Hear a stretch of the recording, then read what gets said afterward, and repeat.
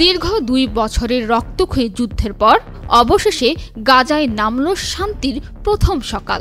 শুক্রবার থেকে কার্যকর হয়েছে যুদ্ধবিরতি, আর সেই সঙ্গে ঘরে ফিরতে শুরু করেছেন হাজারো ফিলিস্তিনি। যুদ্ধে প্রাণ বাঁচাতে যাদের বারবার পালাতে হয়েছিল, আজ তারা ফিরছেন ক্ষতবিক্ষত সেই বাড়িগুলোর দিকে, যেগুলোতে এক সময় ছিল হাসি, আলো আর স্বপ্ন। কিন্তু ফিরলেও মনে রয়েছে ভয়, সংশয় আর অবিশ্বাস। কেউ আল্লাহকে ধন্যবাদ জানাচ্ছেন, আবার কেউ ভাবছেন যুদ্ধটা কি সত্যি শেষ হয়েছে। খান ইউনিসের বাসিন্দা আমির আবু ইয়াদে বলেন, এই অবস্থার জন্য আমরা আল্লাহকে ধন্যবাদ জানাই, যদিও আমরা ক্ষতবিক্ষত ও বেদনাক্রান্ত হয়ে নিজ এলাকায় ফিরছি।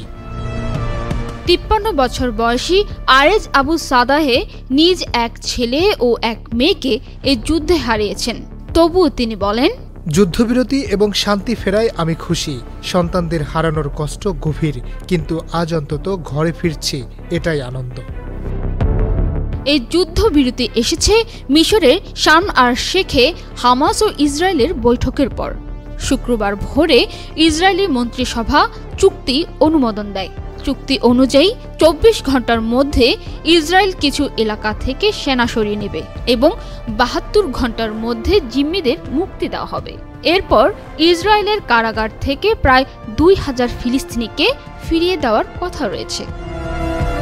বিবিসি জানায়, যুদ্ধবিরতির পর গাজার কিছু অংশ থেকে ইসরায়েল সেনা প্রত্যাহার শুরু করেছে।